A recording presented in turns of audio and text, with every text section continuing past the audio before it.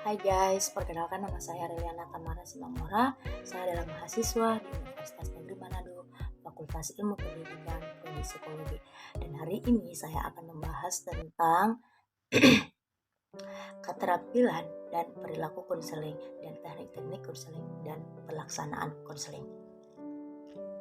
Jadi teman-teman, sebelum saya masuk ke materi tentang konseling dan teknik-teknik konseling dan perilaku konselor, alangkah baiknya kita harus mengetahui apa itu konseling. Nah, jadi di sini saya akan menjelaskan apa itu konseling. Konseling adalah proses pemberian bantuan yang dilakukan melalui wawancara dan teknik-teknik perubahan tingkah laku lainnya oleh seorang ahli atau disebut konselor kepada individu atau individu-individu yang sedang mengalami masalah atau disebut konseling yang bermuara kepada teratisnya masalah yang dihadapi oleh konseling. Nah, jadi teman-teman, tadi kita sudah menjelaskan apa itu yang dimaksud dengan konseling. Dan sekarang kita akan membahas bagian yang kedua, yaitu tentang keterampilan konseling. Ada beberapa keterampilan konseling yang akan saya jelaskan di sini. Yang pertama adalah keterampilan komunikasi. Nah, keterampilan komunikasi ini terdiri atas dua, yaitu keterampilan komunikasi nonverbal dan keterampilan komunikasi verbal. Dan berikutnya adalah keterampilan diagnostik. Nah, keterampilan diagnostik ini adalah keterampilan ini mensyaratkan konselor terampil dalam mendiagnosa dan memahami konseli, memperhatikan konseli dan pengaruh lingkungan yang relevan. Konselor harus terampil dalam menggunakan pengukuran psikologi terstandar dan teknik non standar untuk mendiagnosa konseli. Dan yang ketiga dan yang berikutnya adalah keterampilan memotivasi. Nah, tujuan konseling biasanya untuk membantu perubahan perilaku dan sikap konseling. Untuk memenuhi tujuan ini, seorang konselor harus mempunyai keterampilan memotivasi konseling. Dan yang berikutnya adalah keterampilan manajemen. Keterampilan manajemen ini adalah yang termaksud keterampilan yang dimana adalah perhatian terhadap lingkungan dan pengaturan fisik, pengaturan waktu, mengatur proses membantu konseli bahagia, mengatur kontribusi konselor dalam proses konseling mengenai dan bekerja dalam profesional seorang konselor. Nah, jadi teman-teman, di sini sekarang kita akan membahas tentang perilaku konselor. Nah, perilaku konselor itu yang efektifnya gimana? Nah, di sini saya akan menjelaskan dua hal, yaitu perilaku verbal dan perilaku nonverbal. Yang pertama kita akan menjelaskan tentang perilaku verbal yang efektif dan yang tidak efektif. Nah, dan yang di sini yang perilaku dia yang efektif yaitu menggunakan kata-kata yang dapat dipahami klien gitu. Padahal yang tidak efektif itu memberi nasihat. Nah, bisa bedakan ya teman-teman. Yang efektif menggunakan kata-kata yang dapat dipahami klien, sedangkan yang tidak efektif dia hanya memberikan nasihat gitu. Dan yang kedua, yang efektif memberikan refleksi dan penjelasan terhadap pernyataan klien. Nah, dan yang tidak efektifnya terus-menerus menggali dan bertanya, terutama bertanya mengapa. Itu seharusnya tidak harus dijawab, tidak harus ditanyakan gitu loh, tidak harus ditanyakan. Sama seperti yang saya bilang, itu tidak efektif. Dan yang berikut dia yang efektif itu adalah penafsiran yang baik atau sesuai. Nah, dan yang tidak efektifnya bersikap menentram klien gitu. Kadang kita selalu melihat di mana-mana orang yang selalu menilai klien yang bagaimana, membujuk klien bagaimana, itu tidak efektif. Yang seharusnya yang kita gunakan itu yang efektif itu merespon pesan utama klien, memberi dorongan minimal gitu, atau memanggil klien dengan nama panggilan atau Anda gitu. Jadi dia bukan berarti menceramai atau mendesak klien, bukan. Nah, jadi kita sebagai konselor itu yang lebih efektifnya menjawab pertanyaan tentang diri konselor. Jangan terlalu banyak berbicara mengenai diri sendiri gitu. Dan sekarang kita akan membahas perilaku nonverbal. Perilaku nonverbalnya konselor bagaimana yang efektif itu nada suara disesuaikan dengan klien dengan arti tenang, senang gitu. Tenang, senang atau sedang gitu loh. Jangan terlalu berbicara terlalu cepat atau terlalu pelan gitu. Nah, dan yang kedua efektifnya memelihara kontak yang baik gitu. Jangan jadi duduk menjauh dari klien, tidak. Dan yang efektifnya berikutnya sekali menggunakan kepala gitu, atau jangan terlalu senyum menyeringai atau senyum sinis gitu. Jadi maksudnya sebagai konselor jangan senyum sinis atau jangan terlihat cuek gitu, atau jangan terlihat cemberut gitu. Yang seharusnya kita gunakan kadang-kadang memberikan isyarat tangan gitu, atau jarak dengan klien relatif lebih dekat, duduk agak condong ke arah klien gitu, supaya tidak ada rasa menguap atau rasa cemberut gitu, atau menggerakkan dahi, itu tidak efektif sama sekali. Jadi teman-teman sekalian sudah tahu membedakan yang mana yang nonverbal, yang mana yang verbal, dan yang mana yang lebih efektif dan yang mana tidak efektif. Nah, tadi kan saya juga sudah menjelaskan perilaku konselor bagaimana, dan sekarang saya akan menjelaskan teknik-teknik konseling. Di sini ada beberapa hal yang akan saya jelaskan teknik konseling.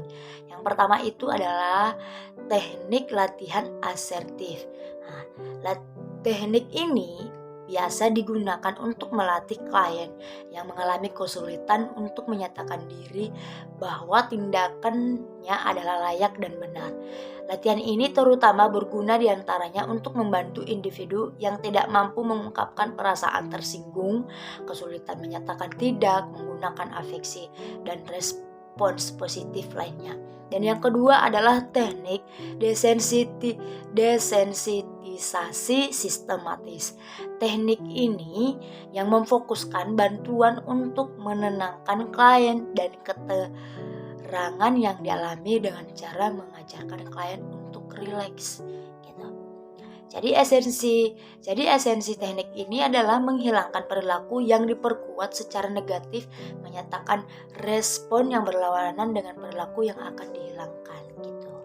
Dan yang ketiga adalah teknik pengondisian aversi. Nah, teknik ini juga digunakan untuk menghilangkan kebiasaan buruk. Nah, yang dimaksud teknik ini untuk meningkatkan kepekaan klien agar mengamati respon pada stimulus yang disenanginya dengan kebalikan stimulus tersebut. Dan yang berikutnya adalah pembentukan perilaku. Teknik pembentukan perilaku model. Nah, teknik ini biasa digunakan untuk membentuk perilaku baru pada klien dan memperkuat perilaku yang sudah terbentuk. Dalam hal ini, konselor menunjukkan kepada klien tentang perilaku model. Teknik ini juga bisa digunakan model audio, model fisik, model hidup, atau lainnya yang teramati dan dipahami jelas perilaku yang hendak dicontoh. Dan yang berikutnya adalah teknik pemainan dialog. Nah, dan teknik ini biasa digunakan cara klien dikondisikan untuk mendialogkan dua kecenderungan yang saling bertentangan, yaitu kecenderungan top dog dan kecenderungan underdog. Dan yang berikutnya adalah teknik latihan saya bertanggung jawab. Teknik ini juga digunakan yang dimaksud untuk membantu klien mengakui, menerima perasaan-perasaannya daripada memproyeksikan perasaannya itu kepada orang lain. Nah, jadi dalam teknik ini teman-teman, konselor meminta klien untuk membantu suatu pernyataan dan kemudian klien menambahkan dalam pernyataan itu dalam kalimat, dan saya bertanggung jawab atas hal itu. Jadi cukup jelas ya teman-teman. Dan yang berikutnya adalah teknik bermain proyeksi. Nah, proyeksi yaitu itu memantulkan kepada orang lain perasaan-perasaan yang dirinya sendiri tidak mau melihat atau menerimanya. Mengingkari perasaan-perasaan sendiri dengan cara memantulkan kepada orang lain. Jadi teman-teman, sering terjadinya perasaan-perasaan yang dipantulkan kepada orang lain merupakan atribut yang dimilikinya. Jadi dalam teknik bermain proyeksi ini, konselor meminta kepada klien untuk mencobakan atau melakukan hal-hal yang diproyeksikan kepada orang lain. Dan teknik selanjutnya adalah teknik pembalikan. Yang dimaksud dari teknik pembalikan ini adalah yang pertama yang kita akan bahas itu adalah gejala-gejala dan perilaku tertentu. Seringkali mempresentasikan pembalikan dorongan-dorongan yang mendasarinya. Dalam teknik ini, konselor meminta klien untuk memainkan peran yang berkebalikan dengan perasaan-perasaan yang dikeluhkannya gitu. Dan yang berikutnya adalah teknik bertahan dengan perasaan. Teknik ini juga bisa digunakan untuk klien yang menunjukkan perasaan atau suasana hati yang tidak menyenangkan atau ia sangat ingin menghindarinya. Konselor mendorong klien untuk tetap bertahan dengan perasaan yang ingin dihindarinya itu. Kebanyakan klien ingin melarikan diri dari stimulus yang menakutkan dan menghindari perasaan-perasaan yang tidak menyenangkan itu. Dan yang berikutnya adalah teknik homework assessment. Teknik ini juga biasa dilaksanakan dalam bentuk tugas-tugas rumah untuk melatih membiasakan diri menginternalisasikan sistem nilai tertentu yang menuntut pola perilaku yang diharapkan. Dengan tugas rumah yang diberikan klien diharapkan dapat mengurangi atau menghilangkan ide-ide perasaan yang tidak rasional dan tidak logis, mempelajari bahan-bahan tertentu yang ditugaskan untuk mengubah aspek kognisinya yang keliru serta mengadakan latihan-latihan tertentu berdasarkan tugas yang diberikannya. Dan yang berikutnya adalah teknik adaptif. Teknik adaptif ini juga biasa digunakan untuk melatih, mendorong dan membiasakan klien untuk terus-menerus menyesuaikan dirinya dengan perilaku yang diinginkannya. Jadi latihan-latihan yang diberikan ini lebih bersifat pendisiplinan dari klien. Itu sih kalau teknik ini. Dan yang berikutnya adalah teknik bermain peran.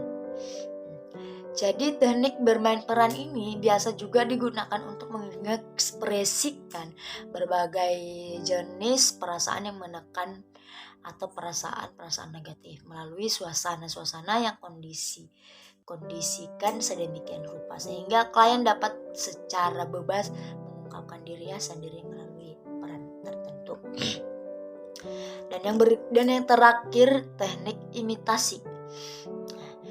Teknik imitasi ini seperti teknik untuk menirukan secara terus-menerus suatu model perilaku tertentu dengan maksud menghadapi dan menghilangkan perilaku sendiri yang negatif. Teman-teman, jadi kan tadi kan kita kan sudah membahas teknik-teknik konselingnya. Sekarang kita akan membahas tentang pelaksanaan konselingnya.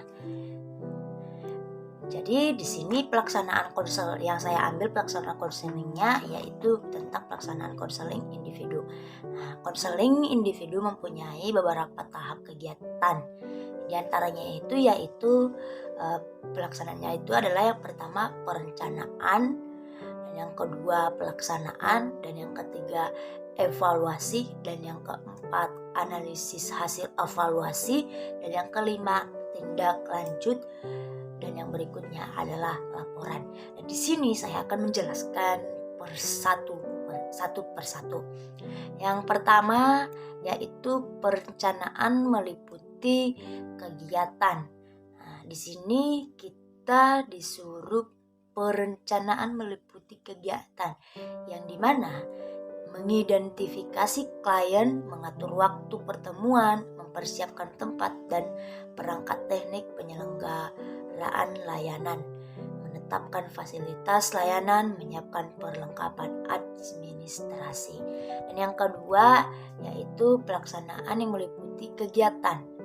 Nah, yang dimaksud itu adalah menerima klien, menyelenggarakan penstrukturan, membahas masalah klien dengan menggunakan teknik-teknik, mendorong pengentasan masalah klien, menetapkan komitmen klien dalam pengentasan masalahnya, melakukan penilaian segera. Dan yang ketiga adalah melakukan evaluasi jangka pendek. Melakukan evaluasi jangka pendek.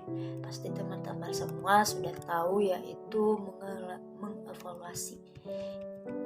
Dan yang keempat itu adalah menganalisis hasil evaluasi atau menafsirkan hasil konseling perorangan yang telah dilaksanakan gitu. Dan yang kelima itu adalah tindak lanjut yang meliputi kegiatan.